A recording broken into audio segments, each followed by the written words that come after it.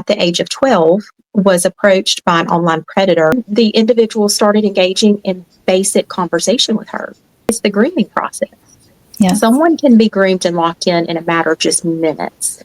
But what the predator works to do is to build a separation between the victim and their family and their friends, the horrors of what she went through under my own roof without my knowledge. He had a price tag on her.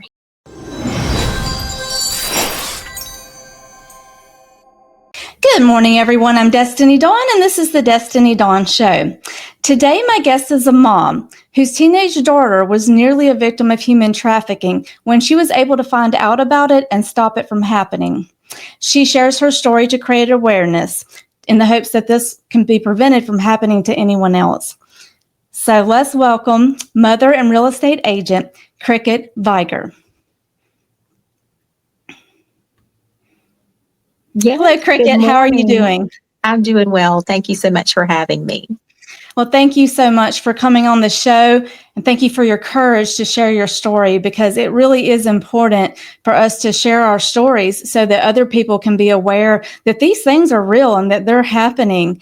And I know in my case, I never could have dreamed that anything like this could have ever happened. As you may know, my daughter was lured across to the other side of the world, and we were able to stop anything from taking place, but she did leave. And so it is very helpful and very healing when we share our stories and we give other people the courage to come forward. So I'm very excited to hear your story today. And I'm basically just going to give you the floor and let you share with us. So thank you so much. Yes, you're so very welcome. And, you mentioned earlier, obviously, just the horrific story that each of us have to tell. You and I didn't ask for any of this. This is not the vision that we saw with our children. And you and I probably had to step way out of our comfort zone, obviously, in finding these things out and do our homework. Because when you're in the midst of a situation like this, you can't wrap your mind around it. You have to go and do the investigative work and learn yourself, because we don't talk about it. This is not a topic that we as parents are really prepared for until we're thrown into the midst of it. So I obviously have read your book and took a lot in. There are very similar situations that you and I both have basically lived throughout this entire process.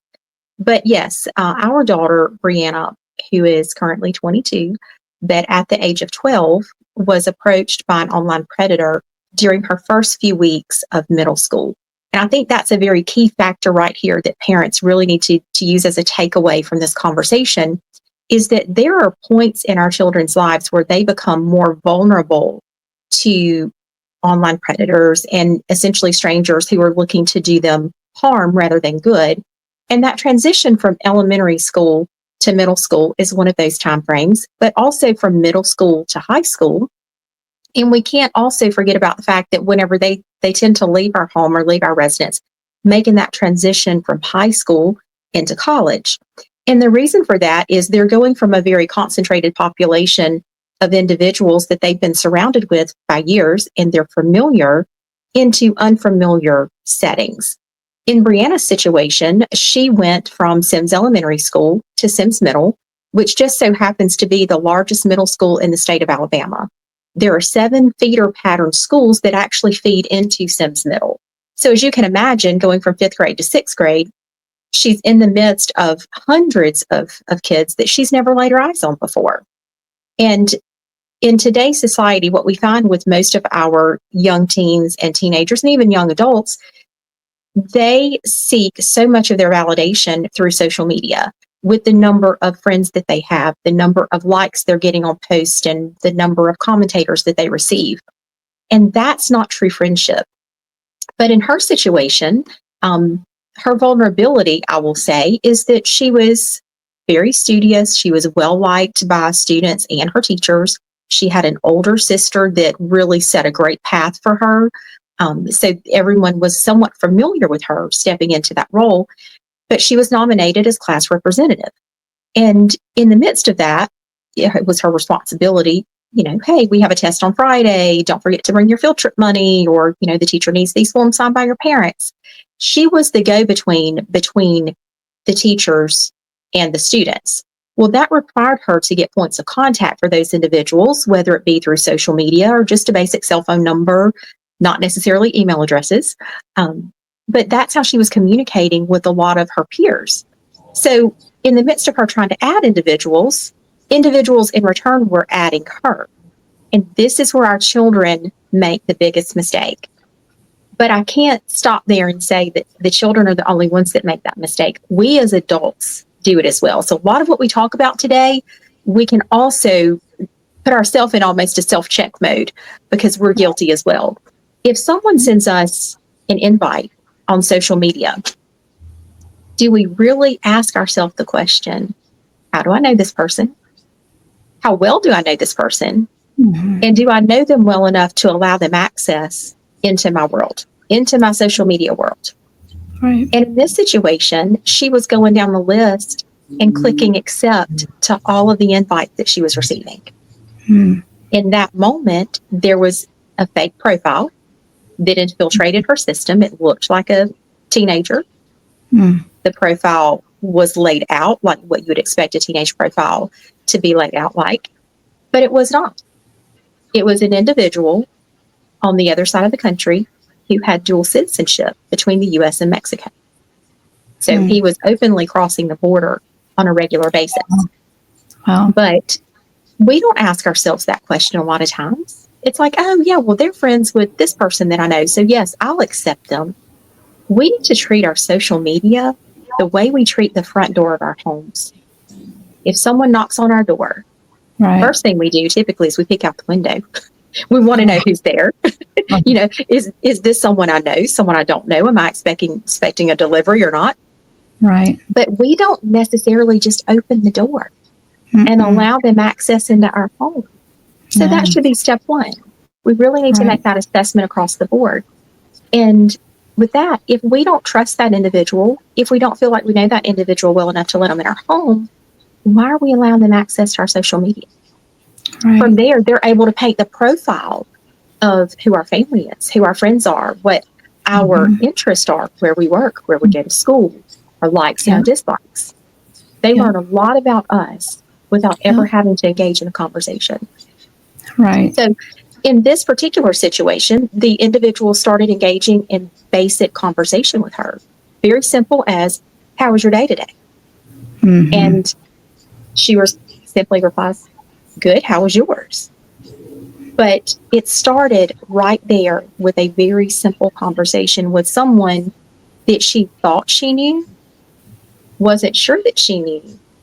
But by accepting that friend request, that person now is able to start mapping out the family tree, mapping out her involvement in things, and starting to pinpoint how to establish a relationship with her, how to gain that trust. And you and I both know, because we've experienced it, it's the grooming process. Yes. And if parents aren't familiar with that term, they need to get familiar with that term. Yes. Someone can be groomed and locked in a matter of just minutes. But what the predator works to do is to build a separation between the victim and their family and their friends. They want to be that go-to person.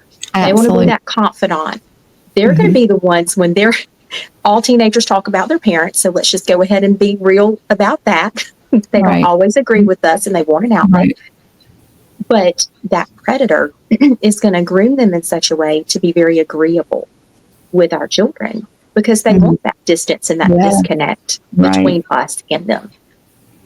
But this individual continued with conversation and then began pushing boundaries, making her think about things that she probably would not have otherwise thought about, such as, hey, have you ever had a boyfriend?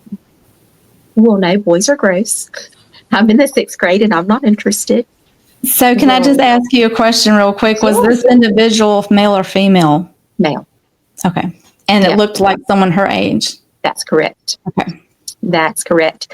And, so when they start pushing those boundaries, it's, hey, well, would you ever kiss a boy? Would you ever do this? Would you ever do that? They're implanting those ideas into their minds where we as parents have not even had the opportunity to have those conversations. because we know at what stage our children are at mentally, intellectually, to absorb that information. Right. My suggestion to parents is start having the conversation really, really early, because they're having it whether we're involved in it or not. Right. Exactly. It's uncomfortable, but it's necessary. Yes. Now, with him pushing those boundaries, he obviously was just implanting those ideas in her mind. But he was feeling her out to get a response at the same time. When I talk about letting them in and allowing them access to our life, he knew and was able to assess the relationship that she had with her older sister. They're 2 years apart, did everything together. They were extremely close. My children never fought over makeup. They never fought over clothes. They were actually teenage girls in the same house who liked each other. Wow. I was very blessed as a mom. Yes. We didn't have to, the yang yang and the him hawing around. But knowing the significant role that her sister played, he used that against her in a way that she was asked to do things. And she was like, no, would never do that. And when she questioned, are you really a student at my school? The conversation was occurring on Snapchat. And on Snapchat, you can have a standard ID and then almost, I'm going to call like a surname underneath it. So you can have actually two forms of identification that show up. He actually changed the identification from a name to a combination of letters and numbers. Well, she did the same thing that I did when I discovered this all these years later. She put it in Google to say, what is this? And on Google, she saw the same thing I did. The minute you report him, your family will be kidnapped by his people. And she was 12 years old, staring at that on a screen. Wow. Now, if you think about it from a mental aspect at 12, you can't wrap your mind around it. How was she able to know to do that, to Google that? Just something in her told her to research it. Wow. Just told her to research it. Yeah. And that created an immense amount of fear. And we all know predators will do that. They want you fearful of them. Yeah. He had already made threats that, if you don't do this, then this is what will happen. And the threat that he held against her was that he would kill her sister. Wow. And when you think about Snapchat, a lot of parents don't know this, but you have the Snap map. He was tracking her. He knew her routine. Yeah. He knew where we lived. Yeah. He knew when we were together, when we were not together, because he had infiltrated all of her social media. He was a hacker as well. Wow. Very tech savvy. And he had proven to her that he could hack her social media. And there were images that had been created of her. As in, if you don't do this, I'm fixing to release this too. And he would start naming people on her friends list. Wow. So that just is horrific. The anxiety, the fear, the frustration. We don't tell our kids how to come talk to us about it. Right. Because we as parents aren't really even aware that this could happen. Right. We bring them up on Drug-Free Week. We bring them up talking about anti-bullying campaigns, but no one talks to their children about what to happen if someone approaches you online and how to handle that. That's my mistake. I placed a device in the hands of my daughter without the instruction of how to use it safely. But part of that is we all use our devices differently than our children use it. I'm making phone calls. I'm checking emails. That is not what our children are doing on social media and with their devices. Yes, they're online on Google and things of that nature, but they're on all the platforms, on the, obviously the Twitter and the Snapchats. And I was told that Facebook is for old people, so I can't say that the children are on Facebook per se. But those are conversations we should be having around our table. Human trafficking in general is the second fastest growing criminal enterprise in the world, only behind drugs and guns. And we have to know that there's even a connection between the human trafficking and the drugs and guns. But it makes it so profitable for these individuals because, yes, you can sell a gun once, you can sell drugs once, but you sell an individual over and over and over again. It is a multi-billion-dollar a year industry. Yeah. And it's an industry we don't talk about because it makes us uncomfortable. And I'll just interject right here is that when I went to do a speaking engagement talking about these things, I was in Monroeville, Alabama, and there is the first one in Alabama, a Camille Place. It's the human trafficking where they help the children. And after I spoke, one of the ladies that works there came up to me and said, some of these children, and she told me they have from 6 years old to 19 years old. She said some of them have been sold 40 to 80 times a day. And I just couldn't even imagine how that's even possible. But yeah, you're right. You can sell them over and over. And I was also told that last year it is the fastest growing crime. And of all the other crimes that have risen in single digits, this one went up 29% last year. That's huge. It's unbelievable. It really did. And we've been waiting on those numbers to come out since 2020 because we knew there was going to be an escalation. Where they're meeting these individuals is not at the ballparks. They're not hanging out in the malls over in the corner. And it's not the creepy guy in the white van that we somewhat grew up on. You know, if someone pulls up to a corner and opens the door and wants to sell you puppies or ask you for directions as a child, that's what our parents told us. Right. They're meeting our children where our children are, and our children are online. Right. So in 2020, what happened there to increase some of those numbers is we had school systems putting devices in the hands of children who've never had devices before. Mm-hmm. But then you had parents outside of the home trying to keep their jobs and still make a living in the midst of a pandemic. You had unsupervised individuals right there in their own home on a computer that they didn't really understand how to stay safe on.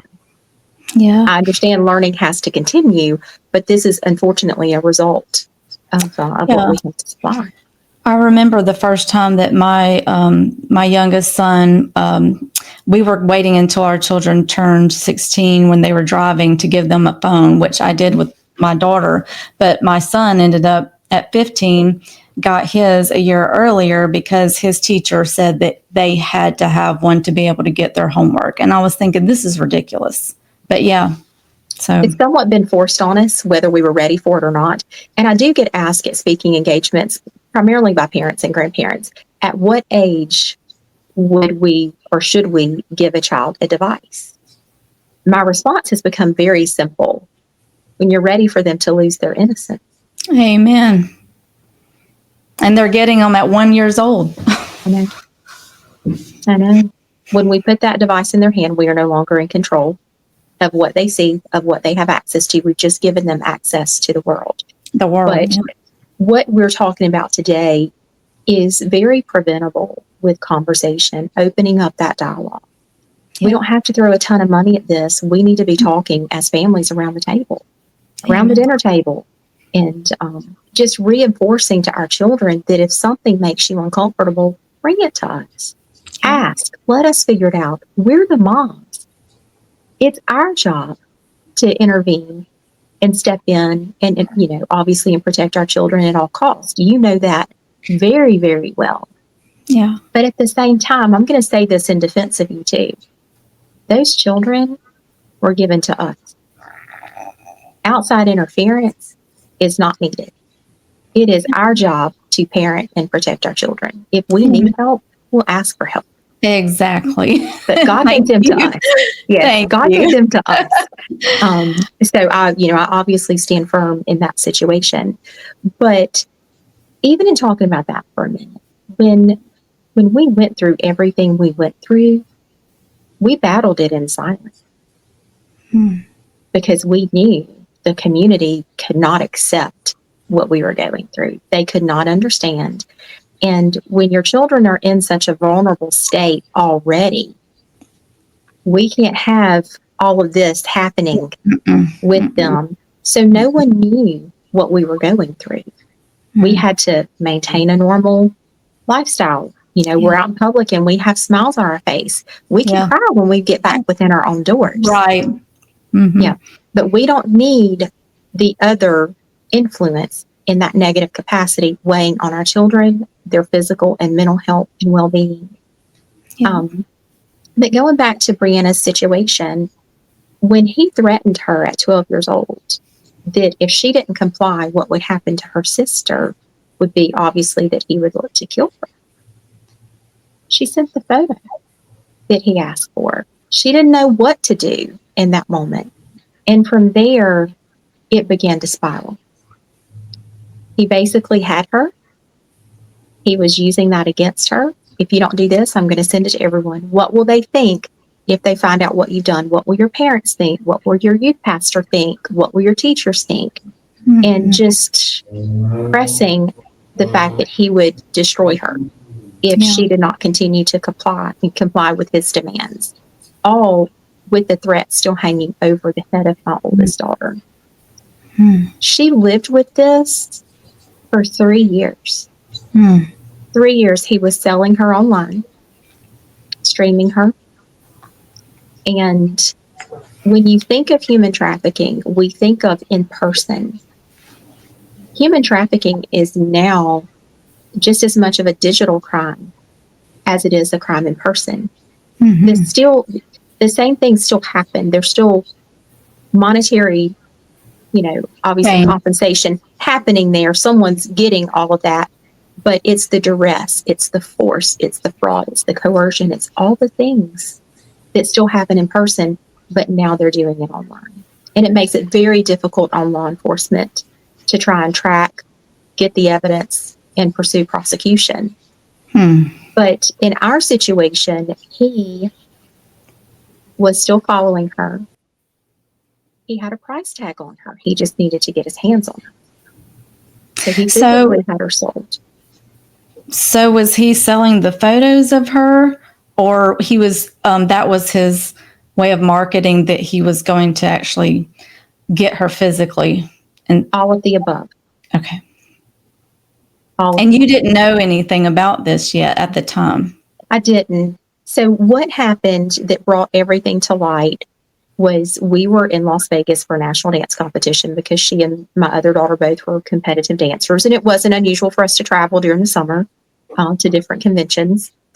But she received a message the night of finals when we were there competing that said, "I was very close to you today." She discounted it, not understanding even what that would mean. And at this point, she was 14 years old. I remember in the dressing room, which if you're a dance mom, you'll understand, just a huge, huge space. You drop your dance things, you get your girls ready, and you're rotating back and forth to the stage and off the stage for different performances. And there was a mom that stepped in from another studio, and she said, "Ladies, if your daughter is getting changed, please cover them up. There's a male outside the door pacing. We've called security." Wow. And I had my back to this individual. I never saw the woman that made the statement, but it resonated within me. We always brought a drapery and had Brianna protected anyway, so we were fine and continued to get her ready for her last performance. But we made it back home, and 4 days later, when the Holy Spirit just kind of reached down and grabbed you sometimes, you just feel it. And being away from work and traveling with her, that night I couldn't rest. I was very unsettled. My mind would not settle down. And I remember just praying, "Lord, please let my mind rest. I have a busy day tomorrow. Just let me get some sleep." All the things that we tend to do as adults.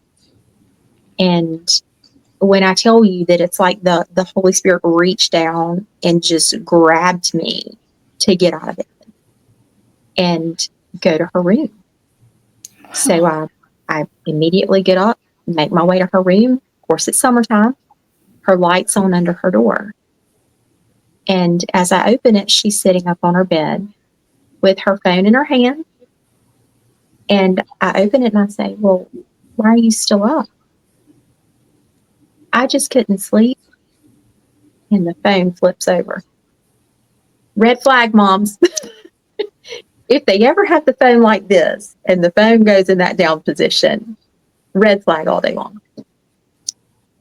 And in our house, we did phone checks on a regular basis. And when I do this, you can only put your device right here. Don't touch it. You just have to put your phone in my hand. And she finally did. But she was mouthy, I'm going to say. And she was not, my children just were not disobedient children. So it was very uncharacteristic for her. And I said, you know what? You can just go sleep in my room tonight. My husband was at work and I was the only one there. She goes and gets in the bed. And Destiny, she slept so peacefully that night. But for her, it was just a weight lifted. For me, I stayed awake learning the horror of what my child had gone through because the messages start to come across. He was streaming her between 1 and 3 a.m. every morning. For a mom, that's hard to handle, but knowing that it was happening 70 feet from where I slept was even worse. The horrors of what she went through under my own roof without my knowledge for 3 years. Yes. My husband made it home the next day, and obviously the interrogation starts. Who is this person? What's happening? And obviously I knew a little bit based on the messages that were coming through that night. But it didn't stop there with them. We had to make a decision. How do we handle this? And this is where the learning for us really had to start.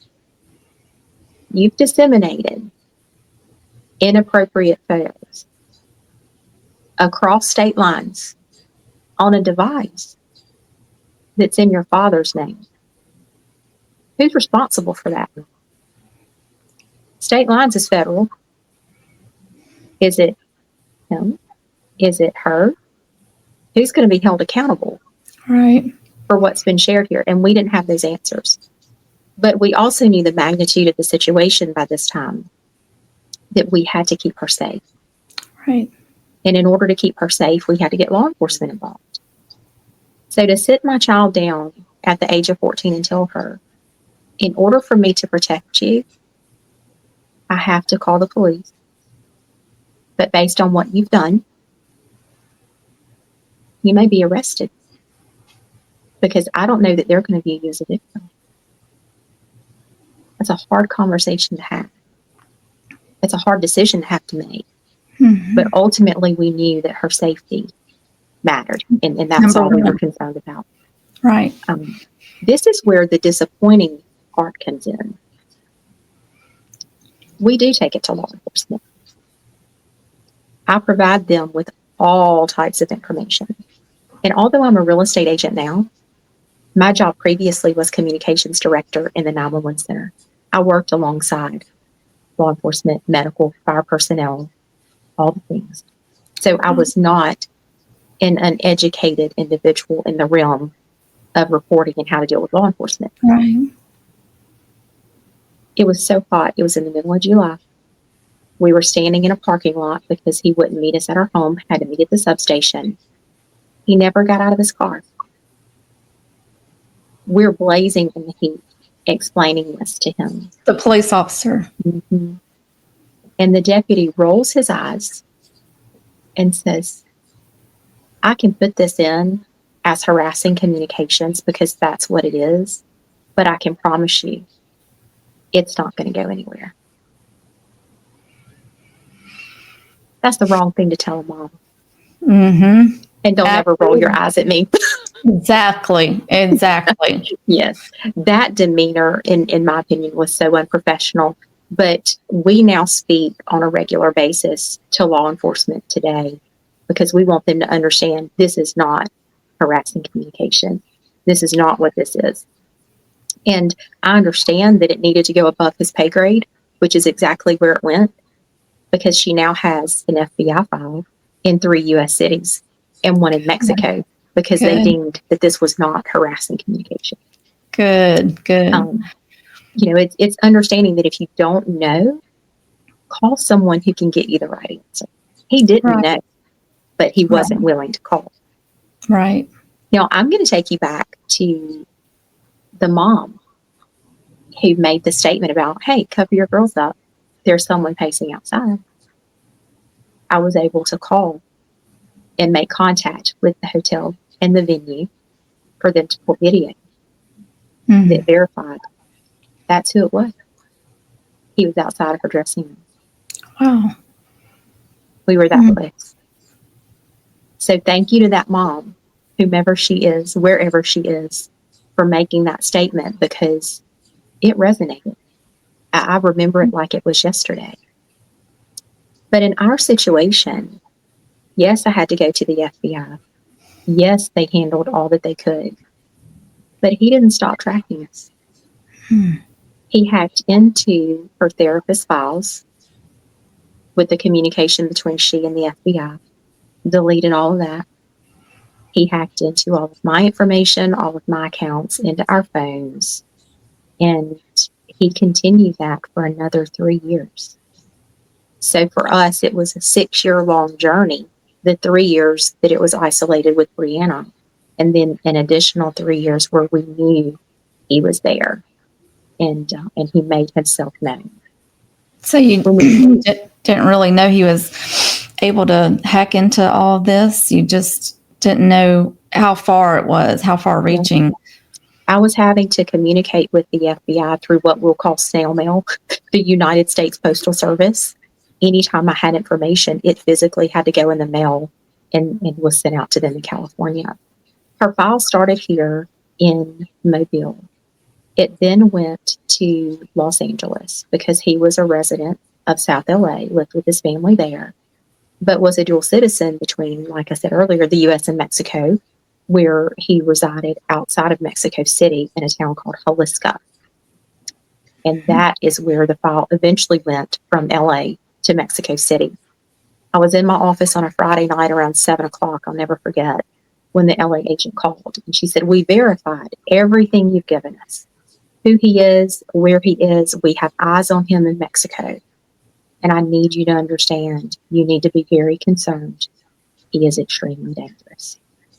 Well, when the FBI calls you and tells you that, Yeah. your heart just sinks. Yeah. That is so hard to hear. You have just validated my worst nightmare. Yeah. And it's about keeping her safe once again. We had to make sure she was never alone. We had plans in place. If this happens, this is what you do. This is where you go. This is who's the safe space for you, essentially. Was he still able?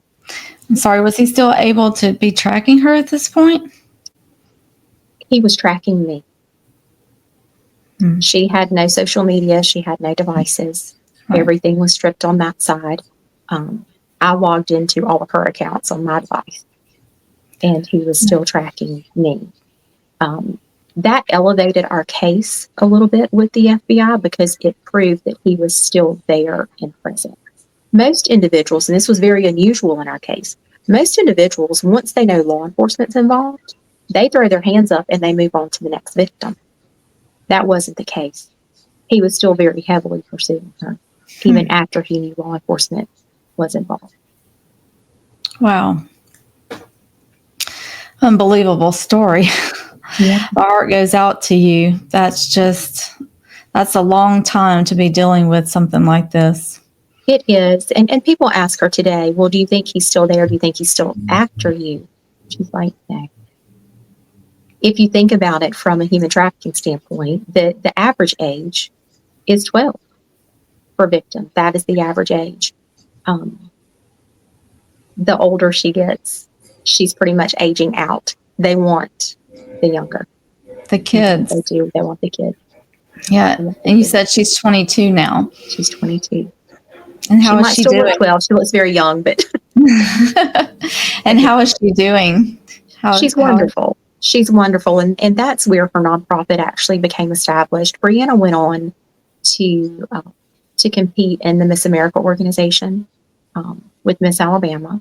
and established her nonprofit, Stopping Traffic, which she's the executive director of. I sit on her board as president to somewhat oversee. But she found just within herself the strength to say, you can't silence me. Right. I know what you Right. did to me. I know it was wrong.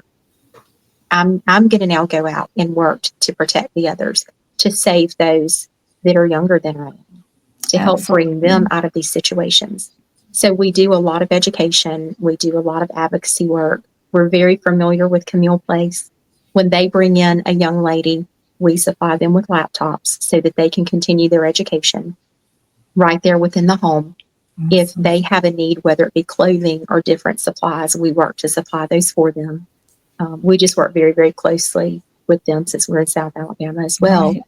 Right. But advocacy is important. Education and awareness is important. Right. We're just going to continue to talk in hopes Exactly. that someone will listen.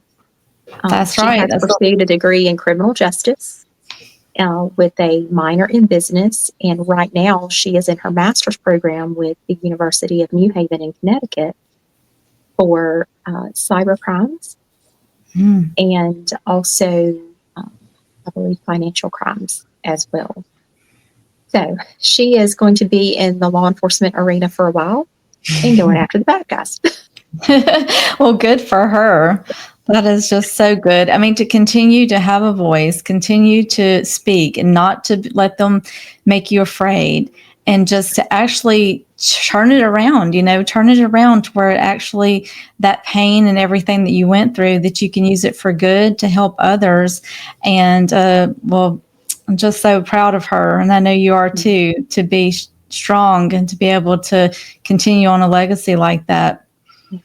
It helps them take their power back. Yes. Mm-hmm. Yes, absolutely. There's healing in that. It's very therapeutic.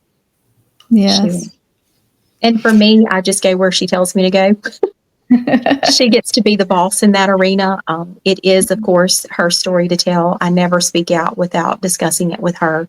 Right. And that's, I think, something that we need to understand with victims too, is it's not about us. It's still about them. Mm-hmm. It's their story. It's not ours. We don't own it. And to be honest with you, it's up to them whether or not they decide to share it, because we're not entitled to hear it. Right. And there are times that you do have to take that mental health break because it does wear down. Yeah. There still are those triggers and those memories. Right. But you just hope that they step far away from it. Right. We were concerned, as a mom, I'll just speak openly about this. You're always concerned when you know specifically that your child's been so public in situations like this. How will it be received by other parents? Yeah. You have to assume dating might be difficult. But I just kept telling her, you'll find the right person when you find him. And she has. He has been wonderful. He's our tech guy a lot of times when we go to speaking engagements, because he wants her to continue this and move it forward. But it's the parents who did understand. Right. Yeah. Being a mom's hard. Yes, it is. And it's never ending.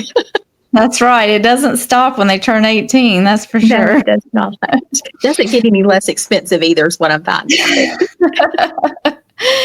Yeah. And I could just imagine when you were talking to that police officer and he rolled his eyes at you and said, this won't go anywhere. I mean, the mama bear, the anger that would just come up in me, it's like, you don't know who you're talking to. Yeah.